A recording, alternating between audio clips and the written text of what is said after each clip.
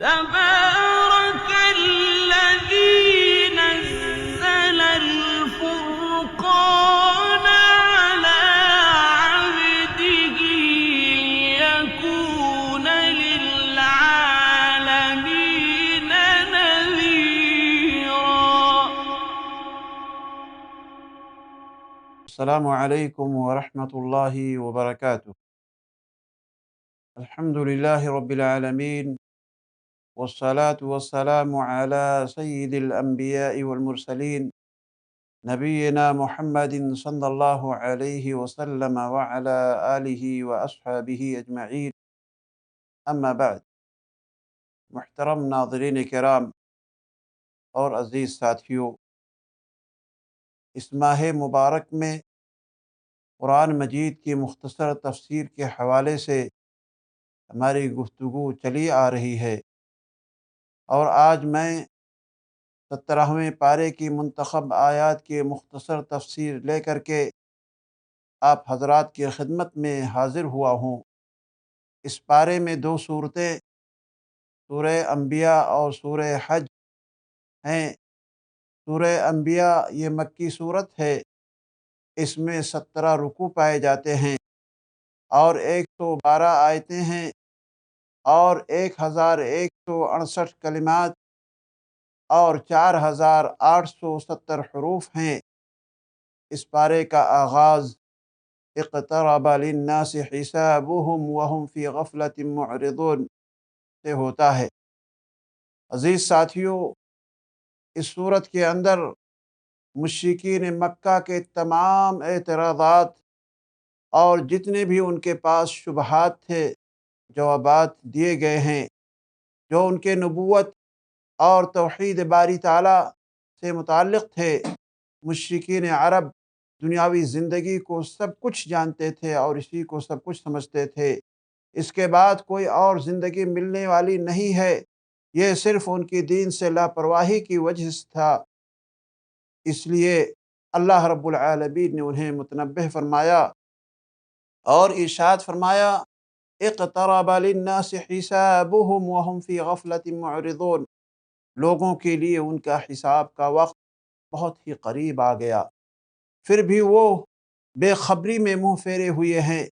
رسول اکرم جناب محمد رسول اللہ صلی اللہ علیہ وسلم کی دعوت سے جس چیز نے انہیں دور کیا ہوا تھا، وہ ان کے نبوت کے بارے میں غلط تصورات ان کے پاس پائے جاتے تھے کہ کوئی انسان اور بشر نبی ہو ہی نہیں سکتا، جبکہ محمد تو بشر ہیں، لہذا یہ نبی نہیں ہو سکتے ہیں تو کیا ہو سکتے ہیں؟ کسی نے شاعر کہہ دیا، تو کسی نے مجنوں کا لقب دیا، تو کسی نے جادوگر کہا، اور یہ کلام انہی چیزوں کا اثر ہے جو محمد لے کر کے آئے ہوئے ہیں صلی اللہ علیہ وسلم۔ ان کے ان خیالات کا جوابات دیتے ہوئے کہ اللہ رب العالمین نے ارشاد فرمایا کہ انسان نبی نہیں بن سکتا، یہ ان کے تصورات تھے، یہ ان کے عقائد تھے۔ اللہ رب العالمین نے ارشاد فرمایا، وَمَا أَرْسَلْنَا قَبْلَكَ إِلَّا رِجَالًا نُوحِي إِلَيْهِمْ فَاسْأَلُوا أَهْلَ الذِّكْرِ إِن كُنتُمْ لَا تَعْلَمُونَ۔ تجھ سے پہلے بھی جتنے بھی پیغمبر، جتنے بھی انبیاء کرام کو ہم نے بھیجے ہیں، سبھی مرد تھے، سبھی انسانوں میں سے تھے جن کی طرف ہم وحی اتارتے تھے۔ بس تم اہل کتاب سے پوچھ لو اگر تمہیں علم نہ ہو۔ تاریخ میں جتنی بھی قومیں تباہ ہوئی ہیں، وہ بھی اپنے نبیوں کی دعوت سے لاپرواہی برتنے کی وجہ سے ہوئی ہیں۔ تب جب اللہ رب العالمین کا عذاب ان پہ آیا، تب انہیں ہوش آیا اور اپنے گناہوں کا اعتراف کرنے لگے، مگر اس وقت اعتراف کرنے کا کوئی فائدہ انہیں نہیں حاصل ہوا۔ اس کے بعد عزیز ساتھیوں، اللہ رب العالمین نے توحید کے مسائل کو بڑے اچھے اسلوب میں، بڑے اچھے انداز میں اور بہترین دلائل کے ساتھ لوگوں کو سمجھانے کی کوشش کی ہے، تاکہ ہر سطح کے جتنے بھی آدمی پائے جاتے ہیں، ہر ذہن کے جتنے بھی لوگ پائے جاتے ہیں، تمام لوگ توحید کو سمجھ لے جائیں۔ چنانچہ اللہ تعالیٰ نے ارشاد فرمایا، لو كان فيهما آلهة إلا الله لفسدتا فسبحان اللہ رب العرش عما یصفون۔ اگر آسمان و زمین میں سوائے اللہ رب العالمین کے اور بھی دوسرے معبود ہوتے تو یہ دونوں یعنی زمین و آسمان درہم برہم ہو جاتے۔ بس اللہ رب العالمین عرش کا رب ہر اس وصف سے پاک ہے اور صاف ستھرا ہے جو یہ مشرک بیان کرتے ہیں۔ چنانچہ کسی شاعر نے کہا ہے، اگر دو خدا ہوتے سنسار میں، اگر دو خدا ہوتے سنسار میں تو دونوں بلا ہوتے سنسار میں، یعنی جس طرح ایک گھر اور ایک ادارے کے دو سے زیادہ سربراہ اگر ہوتے ہیں تو ایسی صورت میں وہاں پر سربراہی چلنا بہت مشکل ہو جاتا ہے، کیونکہ ہر ایک اپنے اعتبار سے وہاں پر اپنی منمانی کا کرنا چاہتا ہے اور دونوں کی باتیں بیک وقت نہیں مانی جا سکتی ہے۔ دونوں کے درمیان ضرور کشمکش ہوتی ہے اور نظام کائنات تباہ و برباد ہو سکتا ہے۔ ذرا سوچئے، اگر صدیوں سے نظام کائنات یہ جو ہم دیکھ رہے چلا آ رہا ہے تو یہ اس بات کی دلیل ہے، یہ واضح دلیل ہے کہ کائنات کا صرف اور صرف ایک ہی الہ ہے، ایک ہی معبود ہے، ایک ہی رب ہے۔ اس کے بعد اللہ رب العالمین نے تمام انبیاء کرام کے منہج کو اور ان کی دعوت کو اور ان کی مشن کو بیان کرتے ہوئے ارشاد فرمایا، وَمَا أَرْسَلْنَا مِن قَبْلِكَ مِن رَّسُولٍ إِلَّا نُوحِي إِلَيْهِ أَنَّهُ لَا إِلَٰهَ إِلَّا أَنَا فَاعْبُدُونِ، کہ پہلے تمام رسولوں کی بھی یہی دعوت ہوا کرتی تھی، یعنی جتنے بھی رسولوں کو ہم نے آپ سے پہلے بھیجا ہے ان کی دعوت یہی تھی کہ اللہ تعالیٰ کے سوا کوئی معبود نہیں ہے، تم لوگ میری ہی عبادت کرو۔ عزیز ساتھیوں، عربوں کا یہ نظریہ تھا، ان کا یہ عقیدہ تھا کہ فرشتے دراصل اللہ تعالیٰ کی بیٹیاں اور اولاد ہیں۔ جو انہیں مانتا ہے یہ اللہ رب العالمین کی جانب میں اس کی سفارش کرتی ہیں۔ ان کے اس باطل عقائد کی تردید کرتے ہوئے بتایا گیا ہے کہ اللہ رب العالمین ان تمام چیزوں سے بالکل مبرہ اور پاک ہے۔ فرشتے تو اللہ رب العالمین کے مکرم اور محترم بندے ہیں۔ اس صورت میں بہت سارے انبیاء کرام کے واقعات کو ذکر کیا گیا ہے، جس کی وجہ سے اس صورت کا نام بھی الانبیاء رکھا گیا ہے۔ مگر ابراہیم علیہ السلام کا واقعہ بڑی تفصیل کے ساتھ آیا ہوا ہے، یعنی کیسے وہ جوان ہوئے، کیسے وہ لوگوں کو دعوت توحید دے رہے تھے، بتوں کو کس طرح انہوں نے توڑا، اور جب وہ آگ کے اندر ڈالے جاتے ہیں تو آگ سے کس طریقے سے اللہ رب العالمین نے انہیں محفوظ رکھا۔ ان سارے واقعات کو اس صورت کے اندر بیان کیا گیا ہے۔ اس کے بعد حضرت لوط علیہ السلام، حضرت نوح علیہ السلام، حضرت ایوب علیہ السلام کا واقعہ بھی مختصراً اور ضمناً بیان کیا گیا ہے۔ پھر سیدنا داؤد اور سیدنا سلیمان علیہ السلام کے معجزات کا تذکرہ بھی یہاں پر آیا ہوا ہے۔ اس کے بعد سیدنا یونس علیہ السلام کا واقعہ بیان کرتے ہوئے اللہ رب العالمین نے یہ فرمایا کہ جب انہیں مچھلی نے نگل لیا تو انہوں نے اندھیروں میں اللہ تعالیٰ کو پکارتے ہوئے دعا کی، لا الہ الا انت سبحانک انی کنت من الظالمین۔ تو اللہ رب العالمین نے ان کی دعا کو قبول فرماتے ہوئے فرمایا، فاستجبنا له ونجیناہ من الغم وکذالک ننجی المؤمنین۔ تو ہم نے اس کی دعا قبول کر لی اور اسے غم سے نجات دی، اور اسی طرح ہم ایمان لانے والوں کو نجات دیتے ہیں۔ عزیز ساتھیوں، اس کے بعد اس پارے کے اندر جو دوسری صورت ہے وہ سورہ حج ہے۔ اس صورت کے دو حصے ہیں، پہلا حصہ مکی ہے اور دوسرا حصہ مدنی ہے۔ اس صورت کے اندر 78 آیتیں پائی جاتی ہیں اور 10 رکوع پر یہ صورت مشتمل ہے، اور اس صورت کے اندر 2291 کلمات اور 5075 حروف پائے جاتے ہیں۔ اس صورت کے اندر مسلمانوں کو پہلی مرتبہ تلوار اٹھانے کے لیے، اسلحہ اٹھانے کے لیے اور جہاد کرنے کے لیے اجازت اللہ رب العالمین کی طرف سے دی گئی ہے۔ اس صورت کے آغاز میں اللہ رب العالمین نے قیامت کا منظر کھینچا ہے۔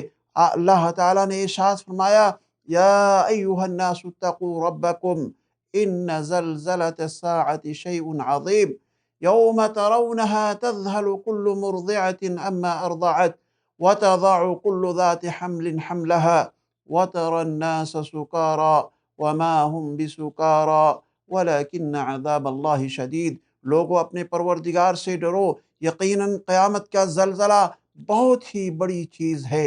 جس دن تم اسے دیکھ لو گے، دودھ پلانے والی مائیں اپنے دودھ پیتے بچے کو بھول جائیں گی، اور حمل والیوں کے حمل گر جائیں گے تو دیکھے گا تو لوگوں کو آپ دیکھیں گے کہ وہ لوگ بے ہوش دکھائی دیں گے، حالانکہ وہ لوگ بے ہوش نہیں ہوں گے، متوالے نہیں ہوں گے، ان کے پاس سکران کی کیفیت نہیں ہوگی، لیکن اللہ تعالیٰ کا عذاب بڑا ہی سخت عذاب ہے۔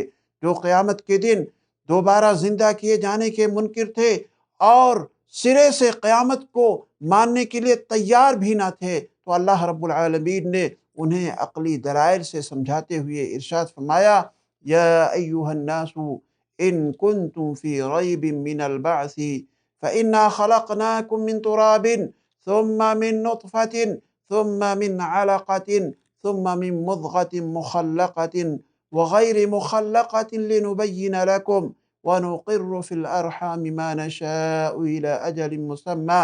لوگو، اگر تمہیں مرنے کے بعد جی اٹھنے میں شک ہے تو سوچو، ہم نے تمہیں مٹی سے پیدا کیا، پھر نطفے سے، پھر خون بستہ سے، پھر گوشت کے لتھڑے سے جو صورت دیا گیا تھا اور بے نقشہ تھا، یہ ہم تم پر ظاہر کر دیتے ہیں، اور ہم جسے چاہیں ایک ٹھہرائے ہوئے وقت تک رحم مادر میں رکھتے ہیں، پھر تمہیں بچپن کی حالت میں دنیا میں لاتے ہیں۔ اللہ تعالیٰ نے اس آیت کریمہ کے اندر انسان کی تخلیق کے مراحل کو ذکر فرمایا ہے کہ کیسے کیسے بچے کی پیدائش ہوتی ہے۔ اس کے بعد عزیز ساتھیوں، ان افراد کا تذکرہ کیا گیا ہے جو تمام دلائل کے باوجود پیارے حبیب صلی اللہ علیہ وسلم کی دعوت توحید اور مشرکین عرب کے دین میں فرق نہیں کر پا رہے ہیں۔ ایسے لوگوں کو کہا جا رہا ہے کہ یہی لوگ دنیا اور آخرت میں خسارہ اٹھانے والے ہیں، نقصان اٹھانے والے ہیں، کیونکہ ان کا عمل ہی ایسا ہے۔ اس کے بعد مسجد حرام کی اہمیت پر روشنی ڈالی گئی ہے اور اس میں بے دینی پھیلانے والوں کو دردناک عذاب دینے کا وعدہ کیا گیا ہے۔ عزیز ساتھیوں، مشرکین مکہ کو دو چیزوں پر بڑا فخر ہوا کرتا تھا، ایک یہ کہ وہ ابراہیم علیہ السلام کی اولاد ہیں، دوسرے یہ کہ وہ بیت اللہ اور حجاج کرام کی خدمت کرنے والے ہیں یا ان کی خدمت کرتے ہیں۔ ان دونوں چیزوں کے اوپر انہیں بڑا ناز ہوا کرتا تھا۔ تو اللہ رب العالمین نے ارشاد فرمایا کہ اللہ تعالیٰ نے ابراہیم علیہ السلام کو بیت اللہ کی تعمیر کرنے اور حج کا اعلان کرنے کا حکم دیا تھا۔ اس میں بطور خاص یہ حکم تھا کہ یہ سارے کام خالص اللہ تعالیٰ کے لیے ہونے چاہیے، ان میں شرک کا شائبہ نہیں ہونا چاہیے۔ اسی بات کو اس آیت کریمہ کے اندر اللہ تعالیٰ نے ارشاد فرمایا، وَإِذْ بَوَّأْنَا لِإِبْرَاهِيمَ مَكَانَ الْبَيْتِ أَلَّا تُشْرِكْ بِي شَيْئًا وَطَهِّرْ بَيْتِيَ لِلطَّائِفِينَ وَالْقَائِمِينَ وَالرُّكَّعِ السُّجُودِ وَأَذِّنْ فِي النَّاسِ بِالْحَجِّ يَأْتُوكَ رِجَالًا وَعَلَى كُلِّ ضَامِرٍ يَأْتِينَ مِنْ كُلِّ فَجٍّ عَمِيقٍ۔ اور جبکہ ہم نے ابراہیم علیہ السلام کو کعبہ کے مکان کی جگہ مقرر کر دی، اس شرط پر کہ میرے ساتھ کسی کو شریک نہ کرنا، اور میرے گھر کو طواف، قیام، رکوع اور سجدہ کرنے والوں کے لیے پاک صاف رکھنا، اور لوگوں میں حج کی منادی کر دے، اعلان کر دے کہ لوگ تیرے پاس پاپیادہ بھی آئیں گے اور دبلے پتلے اونٹوں پر بھی دور دراز کی تمام راہوں کو طے کر کے وہ لوگ مکے کی طرف آئیں گے۔ اسی اذان کا اور اسی اعلان کا آج اثر ہے۔ آپ دیکھ لیجئے کہ اللہ تعالیٰ نے جب اس وقت اعلان کروایا تھا تو آج کتنی تعداد میں مکہ مکرمہ کے اندر لوگ حج کے لیے آتے ہیں۔ اس کے بعد عزیز ساتھیوں، قربانی کرنے اور اس کے آداب پر روشنی ڈالی گئی ہے اور بتایا گیا ہے کہ قربانی جو تم ابراہیم علیہ السلام کی سنت سمجھ کر کے کرتے ہو، اس میں بھی یہی حکم تھا کہ یہ قربانی خالص اللہ رب العالمین کے لیے ہونی چاہیے۔ اللہ کے پیدا کردہ جانوروں کو بتوں کے لیے ذبح نہیں کرنا چاہیے، وَلِكُلِّ أُمَّةٍ جَعَلْنَا مَنْسَكًا لِيَذْكُرُوا اسْمَ اللَّهِ عَلَى مَا رَزَقَهُمْ مِنْ بَهِيمَةِ الْأَنْعَامِ فَإِلَٰهُكُمْ إِلَٰهٌ وَاحِدٌ فَلَهُ أَسْلِمُوا وَبَشِّرِ الْمُخْبِتِينَ۔ ہم نے ہر امت کے لیے قربانی کے طریقے مقرر فرمائے ہیں تاکہ وہ ان چوپائے جانوروں پر اللہ رب العالمین کا نام لیں جو اللہ تعالیٰ نے انہیں دے رکھے ہیں۔ سمجھ لو کہ تم سب کا معبود، تم سب کا الہ برحق ہے اور وہ صرف ایک ہی ہے۔ تم اسی سے تابع فرما بردار ہو جاؤ، اسی کے اطاعت کرو۔ عاجزی کرنے والوں کے لیے خوشخبری سنا دیجئے۔ اس کے بعد قربانی کے جانور کے بارے میں آیا ہوا ہے کہ اللہ رب العالمین کو تمہارے قربانی کے گوشت سے کوئی مطلب نہیں، اس کے خون سے کوئی مطلب نہیں، بلکہ اگر قربانی کا کوئی چیز اللہ تعالیٰ کو پہنچتا ہے تو صرف اور صرف تمہارے دل کی پرہیزگاری اللہ تعالیٰ کو پہنچتی ہے۔ اسی چیز کو اللہ تعالیٰ نے اس آیت کریمہ کے اندر ذکر فرمایا ہے، لَن يَنَالَ اللَّهُ لُحُومُهَا وَلَا دِمَاؤُهَا وَلَكِنْ يَنَالُهُ التَّقْوَى مِنْكُمْ۔ اللہ رب العالمین کو قربانی کے گوشت نہیں پہنچتے، نہ ان کے خون پہنچتا ہے، بلکہ اسے تو تمہارے دل کی پرہیزگاری پہنچتی ہے۔ اس کے بعد مسلمانوں کو اپنے دفاع کے لیے، اپنے آپ کو بچانے کے لیے اسلحہ اور ہتھیار اٹھانے کی اجازت دی گئی ہے۔ اہل قریش توحید کی دعوت دینے کی بجائے شرک کے محافظ بنے ہوئے تھے اور دعوت توحید پہ چلنے والے لوگوں کے دشمن بنے ہوئے تھے۔ اس لیے مسلمانوں کو یہ اجازت دی جا رہی ہے کہ شرک کے محافظوں کے خلاف آپ تلوار اٹھا سکتے ہیں جب وہ آپ کے خلاف آوازیں اٹھائیں اور آپ سے لڑنے کے لیے تیار ہو جائیں۔ عزیز ساتھیوں، اس صورت کے آخر میں ان مشرکین کے لیے ایک مکے کی مثال دے کر کے بتایا گیا ہے جو اللہ رب العالمین کی عبادت کو چھوڑ کر کے کسی اور کی عبادت کرنا چاہتے ہیں یا کسی اور کی عبادت کرتے ہیں۔ چنانچہ اللہ تعالیٰ نے ارشاد فرمایا، یا ایھا الناس ضرب مثل فاستمعوا له ان الذين تدعون من دون الله لن يخلقوا ذبابا ولو اجتمعوا له وإن يسلبهم الذباب شيئا لا يستنقذوه منه ضعف الطالب والمطلوب ما قدر الله حق قدره ان اللہ لقوی عزیز۔ لوگوں، ایک مثال بیان کی جا رہی ہے، ذرا کان لگا کر کے سن لو۔ اللہ کے سوا جن جن افراد کو، جن جن شخصیت کو تم پکارتے رہے ہو، وہ ایک مکھی بھی پیدا نہیں کر سکتے۔ وہ سارے کے سارے ہی جمع ہو جائیں، پوری کائنات کے لوگ جمع ہو جائیں، ایک مکھی کے برابر بھی اگر کوئی چیز پیدا کرنا چاہتے ہیں تو وہ پیدا نہیں کر سکتے۔ بلکہ اگر مکھی ان سے کوئی چیز لے کر کے بھاگنے کی کوشش کرے یا بھاگ جائے تو یہ لوگ اسے چھین بھی نہیں سکتے۔ بڑا بودا ہے طلب کرنے والا اور بڑا بودا ہے وہ جس سے طلب کیا جا رہا ہے، یعنی دونوں کے دونوں طلب کرنے والے اور جس سے طلب کی جا رہی چیز دونوں کے دونوں بہت ہی زیادہ ضعیف کمزور ہیں۔ انہوں نے اللہ رب العالمین کے مرتبے کے مطابق اس کی قدر جانی ہی نہیں۔ اللہ تعالی بڑا ہی زور و قوت والا اور غالب و زبردست ہے۔ اس کے بعد سورت کے آخر میں مسلمانوں کو مخاطب کرتے ہوئے اللہ تعالیٰ نے ارشاد فرمایا، یا ایھا الذین آمنوا ارکعوا واسجدوا واعبدوا ربکم وافعلوا الخیر لعلکم تفلحون وجاہدوا فی اللہ حق جہادہ هو اجتباکم وما جعل علیکم فی الدین من حرج ملت ابیکم ابراہیم هو سماکم المسلمین۔ یہاں پر مسلمانوں کو، ایمان والوں کو مخاطب کیا جا رہا ہے کہ رکوع سجدہ کرتے رہو اور اپنے پروردگار کی عبادت میں لگے رہو، نیک کام کرتے رہو تاکہ تم لوگ کامیاب ہو جاؤ۔ اللہ رب العالمین کے راستے میں فی سبیل اللہ ویسا ہی جہاد کرو جیسے جہاد کرنے کا حق ہے، اسی نے تمہیں برگزیدہ بنایا ہے اور تم پر دین کے بارے میں کوئی تنگی نہیں ڈالی ہے۔ اپنے باپ ابراہیم علیہ السلام کا دین قائم رکھو، اسی اللہ نے تمہارا نام مسلمان رکھا ہے۔ یہاں پر مسلمانوں سے مخاطب کیا جا رہا ہے، مسلمانوں کو کہا جا رہا ہے کہ تم ہی انبیاء کرام کے وارث ہو، اس لیے انبیاء کی دعوت، انبیاء کے مشن کو، انبیاء کے دعوت کو لے کر کے آگے بڑھو اور لوگوں میں اس دعوت کو عام کرو، اور جہاں تک ہو سکے اسے پھیلانے کی کوشش کرو۔ اللہ تعالیٰ تمہاری ہر جگہ مدد فرمائے گا۔ ہم اللہ رب العالمین سے دعا کرتے ہیں کہ اللہ العالمین ہم تمام مسلمانوں کو قرآن کریم کو سمجھ کر کے پڑھنے کی توفیق عطا فرمائے، اور روزانہ کچھ نہ کچھ ہمیں تلاوت کرنے کی توفیق بخشے۔ وآخر دعوانا ان الحمد للہ رب العالمین۔